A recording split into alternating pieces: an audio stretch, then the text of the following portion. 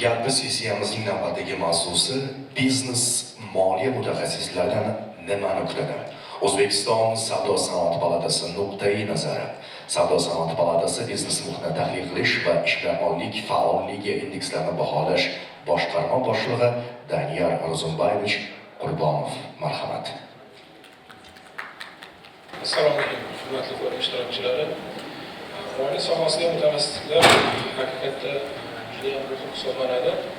Endi bugungi kunda albatta o'g'irlayotgan islohotlarimiz natijasida qanday samaralarga erishdik va qanday natijalar kutamiz degan savol hamon kun tartibida hamon e'tiborda turadigan masala. Demak, misollar tariqasida aytib o'tadigan bo'lsak, navigatsiya asboblarisiz uchayotgan samolyotlar tasavvur qiling. Ular demak parvoz qilishda balandlik olishi mumkin, lekin har qanday vaqtda ham yo'ldan adashishi yoki buni oldindan ko'ra olmaslik, turbulentlik holatlarini yoki zonalarga tushib qolish xavfi mavjud bo'ladi. Bugungi kunda O'zbekistonda ham o'sha biznes muhiti bir qismi xuddi shunday ishlamoqda. Ya'ni ishonchli moliyaviy navigatsiyasiz. Albatta bu iqtisodiyotimizni xayriyatlanarli salohiyatini namoyish etishda juda muhim hisoblanadigan holatlardan bittasi. Lekin kichik biznesning hozirgi o'zida mamlakatimizda yalpi ichki mahsulotini 51% ni tashkil qilishi yoki undan yuqoriroq natijalarga erishish ham demak mana shu moliya sohasidagi mutaxassisliklar bilan chambarchas bog'liq hisoblanadi. O'zbekistonda bugungi kunda demak 358 mingdan ortiq korxona va 235 mingdan ortiq yakka tartibli tadbirkorlar faoliyat yuritayotgan bo'lsa, ularning so'nggi yillar ichida 5% ga o'sgan. Bu o'rtacha hisobda.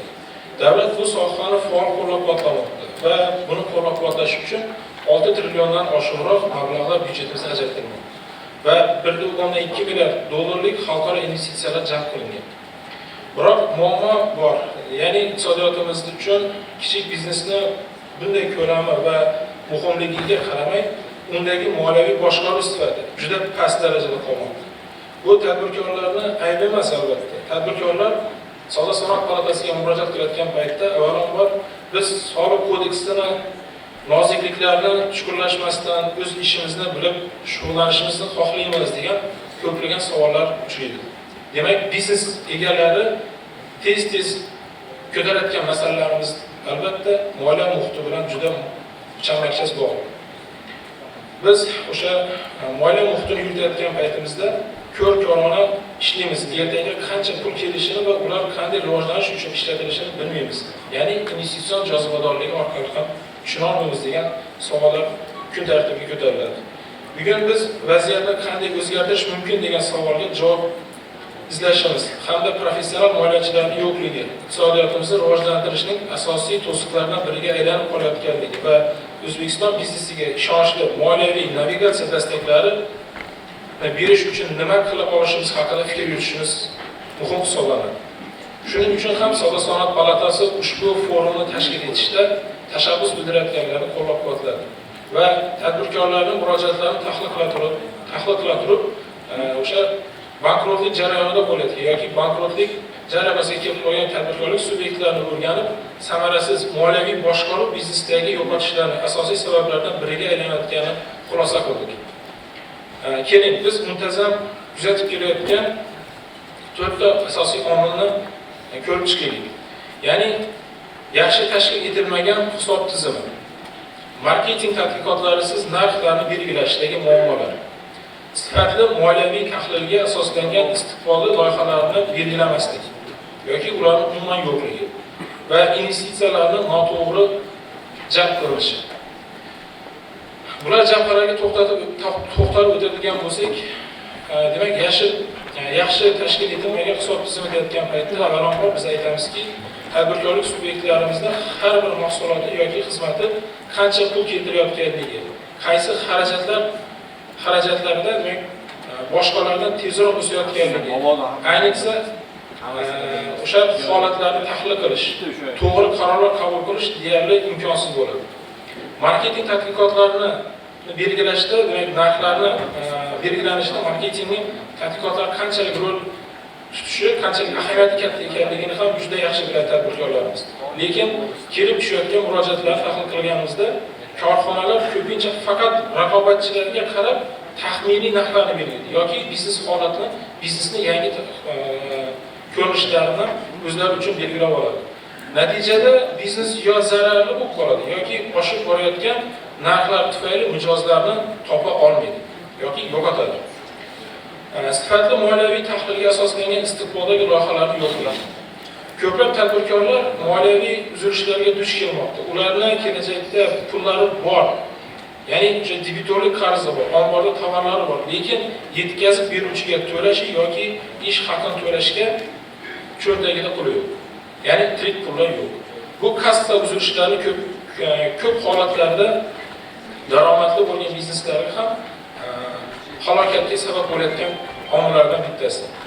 Investitsiyalar noto'g'ri belgilanishi, ya'ni jalb qilinishi. Bizdagi mamlakatimiz kompaniyalari moliyaviy modelni hisoblab chiqarmasdan kengayish uchun oxirgi mablag'larni sarflaydilar yoki aksincha bo'ladi. Loyihalarning investitsion jozibadorligini baholay olmasdan turib, o'sish imkoniyatlarini boy berayotganini kuzatmoqda va xavf-xatarlarni ko'ra olmasdan turib, ongli ravishda ularga mablag'lar kitmoqdalar. Bu muammolar nafaqat kichik, balki o'rta va yirik biznesda ham mavjud. Faqat yo'qotishlar miqyosida aytamiz albatta. Moliya sohasidagi bizneslarning asosiy ehtiyojlari nimalar? Va o'sha yuqorida keltirib o'tgan tahlillarimiz asosida bugungi kunda biznes egalari hisobot va moliyani boshqarish nuqtai nazaridan nima bezovta qilayotganligi haqida ham batafsil to'xtalmoqchimiz. Birinchidan, bu outsourcingdagi sifat hisob yuritish va hisobot topshirish. Nima uchun bu shunchalik muhim? Chunki kichik biznes uchun ko'pchilik holatlarda shtatdagi buxgalterlarni saqlash foydasiz hisoblanadi. Outsourcing esa ochiq afzalliklarni taklif qiladi. Ish haqi va ish joyini tashkil qilishda tejash, turli mutaxassislar jamoasidan foydalanish imkoniyati, ta'til va kasallik nafaqalari yoki varaqalariga bog'lanmasdan turib ishni uzluksiz davom ettirish. Shu bilan birga outsourcing kompaniyalarining xatolar uchun moddiy javobgar bo'lishlari va o'z mutaxassislarining malakasini doimiy ravishda oshirishni ta'minlashlari lozim bo'ladi. Ikkinchidan, soliq maslahatchilari. Bu yerda vaziyat ayniqsa keskin. Soliq qonunchiligida doimiy o'zgarib turadi. Tadbirkorlar esa o'sha biz soliq kodeksining noziklarini o'rganmasdan turib o'z ishimizni bilan shug'ullanishimiz xohlaymiz yoki bo'lmasam ular atrofidagi moliyaviy tushunmovchiliklar asosida kelib chiqayotgan tushunmovchilik holatlar. Ularga nafaqat soliqlarni to'liq hisoblaydigan, balki qonuniy yo'llar bilan soliq yukini optimallashtirish yuzasidan maslahat bera oladigan mutaxassislar zarur. Va nihoyat uchinchi yo'nalishimizda moliyalashtirish munosabatlari. Bu yerda kichik biznes subyektlari, banklar, lizing kompaniyalari, investorlar yoki hujjatlarni tayyorlashda o'ta yordam zarur bo'ladi. Biznes rejalarini to'g'ri tuzish, loyihalarni moliyaviy asosan tayyorlash, xavf-xatarlarni hisoblash hamda ularga yordam berish uchun malakali mutaxassislar zarur. To'rtinchi yo'nalishimizda moliyaviy boshqarish. Ko'p tadbirkorlarimiz tan olishadiki, ular demak o'z yo'nalishlaridan kelib chiqqan holda ertangi kunga qanchalik pul kerakligi yoki ularning moliyaviy hisobotlarini yuritilishida nomutanosibliklar mavjudligini aytishadi. Ular moliyaviy rejalashtirish tizimini qurishda oddiy byudjetlashtirishdan pul oqimini boshqarishgacha yordam zarur bo'ladi. Ularning barcha yo'nalishlarimizni ko'rib chiqadigan bo'lsak, kichik biznes vakillaridan doimo eshitiladigan asosiy so'rovlar va muhim ehtiyojlarning barchasini o'zaro bog'liq chambarchas holda kuzatishimiz mumkin bo'ladi. Buxgalteriya xizmatlarining taklifi bilan bog'liq muammolar. Bu yerda ehtiyojni qondirish uchun outsourcing kompaniyalarga mo'ljallangan, lekin buxgalterlik firmalari bugungi kunda kichik biznesga real ravishda nima taklif qilishini bilmaydi. O'zbekistonda 2024-yil oxirida kelib 1809 ta buxgalterlik tashkiloti faoliyat yuritayotganligi aniqlandi. Va undagi 7206 ta xodim ishlaydi. Ya'ni bu malakali mutaxassislar deb tushunsak bo'ladi. Bu iqtisodiyotimiz uchun yetarli emas. Taqqoslash uchun qo'shni davlatlar nafaqat, balki Estoniyani olishimiz mumkin. Aholisi nuqtai nazaridan kam bo'lgan mamlakatda 5000 ga yaqin shunday firmalar faoliyat yuritar ekan. Shu bilan birga bozor ko'rsatkichlarni ko'rsatayotgan xizmatlarimizda sifatida katta farqlar bor. Talab qilinadigan darajada keng spektrli outsourcing xizmatlarini ko'rsata oladigan kompaniyalar 20 dan oshmaydi. Aksariyat buxgalterlik firmalari sertifikatlanmagan, mutaxassislar ham malakasi yetarli darajada emas. Sifat standartlari joriy qilinmagan, xatolar uchun qonuniy javobgarlik belgilanmagan. Natijada tadbirkorlar murakkab vaziyatga tushib qoladilar. Ular ish boshlashidan oldin xizmatlar sifatini baholay olmaydilar. Sifatsiz xizmat olish xavfi yuqori bo'ladi. Natijada nazorat organlarining tekshiruvlarida jiddiy muammolarga duch kelishi boshlanadi. O'rta va yirik biznes ehtiyojlari. Kichik biznes muammolari haqida gapirar ekanmiz, o'rta va yirik biznes ehtiyojlarini ham e'tibordan chetda qoldirmasligimiz zarur. Bu yerda biz moliyaviy mutaxassislarga sifat jihatdan boshqacha darajada talab qo'yishimiz kerak bo'ladi. O'zbekistonning jahon savdo tashkilotiga a'zo bo'lishi ularni ishlash sharoitlarini tubdan o'zgartirishini, ichki bozordagi raqobatni kuchaytirishda korxonalarimizning biznes va moliyaviy boshqarishni sifat jihatdan yangi darajasini talab qiladi albatta. Barqaror rivojlanish uchun O'zbekiston kompaniyalari xorijiy investitsiyalar va tashqi bozorlarga chiqish uchun ko'proq malakali mutaxassislar ehtiyojiga mavjud bo'ladi. Bu sharoitda o'rta va yirik biznes moliya mutaxassislariga alohida talab yuqori qo'yiladi. Eng avvalo kompaniyalarga moliyaviy hisobotlarni xalqaro standartlarni biladigan, xorijiy investorlar talablarini tushunadigan va ular tilida gaplasha oladigan professionallar kerak bo'ladi. Shuning uchun investor, biznes egalari va rahbarlari uchun ishonchli ma'lumotlar asosida qarorlar qabul qilinishiga imkon beradigan sifatli moliyaviy hisobotlarni shakllantirish zaruriyati ham birinchi o'ringa chiqmoqda. Boshqaruv, hisob va tahlil tizimini samarali qurish hamda ularni joriy qilish juda muhim hisoblanadi. Zamonaviy biznes moliyaviy jarayonlarini chuqur tushunishi, aniq moliyaviy rejalarni va nazoratni talab qiladi. Xavf-xatarlarni professional boshqarish va investitsiya qarorlarini tahliliy qo'llab-quvvatlash alohida rol o'ynaydi. Moliya sohasidagi kadrlar bilan bog'liq muammolarimiz. O'zbekistonda yuqori malakali moliyaviy mutaxassislarga talab o'smoqda, lekin taklifdan bir qator jiddiy muammolarimiz bor. Professional sertifikatlangan buxgalterlar va moliyaviy menejerlarning yetishmasligi. O'zbekistonda demak moliya va hisob sohasida tan olinadigan xalqaro malakalarga ega bo'lgan 3000 dan ortiq mutaxassis mavjud.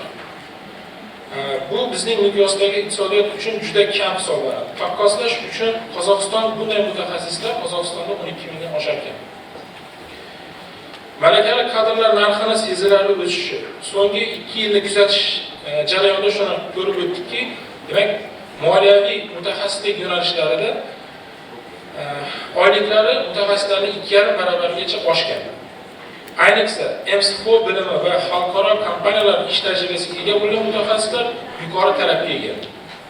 Xodimlarni yollashda real kompensatsiyalarni baholash murakkabligi, baholash murakkabligi.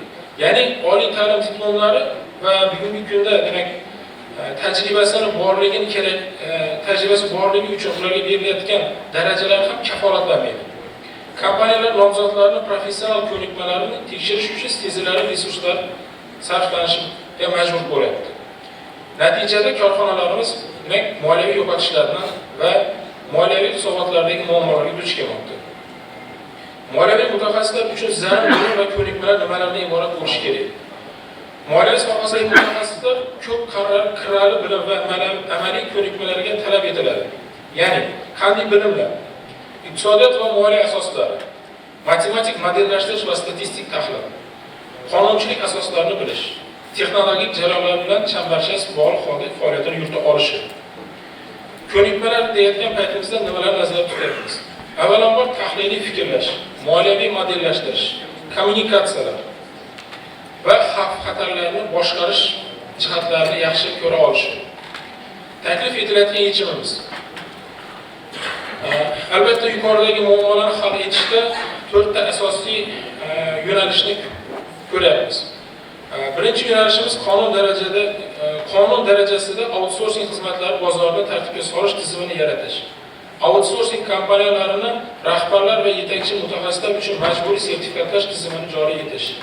Xizmatlar sifatini aniq standartlar bilan belgilash va buxgalterlik firmalarining javobgarlik, majburiy sug'urtalash va namunaviy shartnomalar orqali buyurtmachilar manfaatlarini himoya qilishni ta'minlashni kiritish.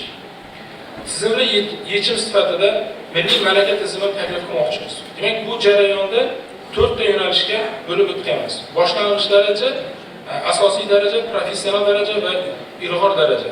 Bu yo'nalishlarimizda, demak, asosiy manba sifatida ko'rayotgan narsamiz keyingi slayd ko'ring. Bu yo'nalishda ko'rayotgan malakali darajalarimizni belgilab berishda quyidagi slaydda ko'rib turganlaringizdek yo'nalishlar bo'yicha malaka darajalarini belgilab berish va ular mutaxassislarni, demak, professional darajasiga qarab turib oylik maoshlar oshirib borish darajalarini ham belgilash. Yana bir muhim element o'sha professional standartlar. Ular turli darajalar mutaxassisliklarini, bilim va ko'nikmalarini, qo'yiladigan talablarni aniq belgilashi lozim bo'ladi. Bu ikki asosiy standartimizda, demak, taklif qilayotgan yo'nalishimiz buxgalteriya va menejerlarimizni, demak, xizmatlari. Bu yerda o'rta va yirik biznesda buxgalter va moliyaviy menejer bir-birini to'ldiruvchi funksiyalarni bajaradi. Buxgalter o'tgan davrlar uchun aniq hisob va hisob uchun javobgar bo'lsa, moliyaviy menejer bu ma'lumotlarni strategik rejalashtirish va boshqarish qarorlarini qabul qilish uchun foydalanishi mumkin. O'zbekistonni keyingi 10 yillik ichida tasavvur qiling. Kompaniyalarimiz xalqaro bozorlarga ishonch bilan chiqadi va xorijiy investorlar loyihalarini sarmoya kiritadi. Yosh mutaxassislarimiz esa vatanni tark etmasdan muvaffaqiyatli karyera qurishmoqda.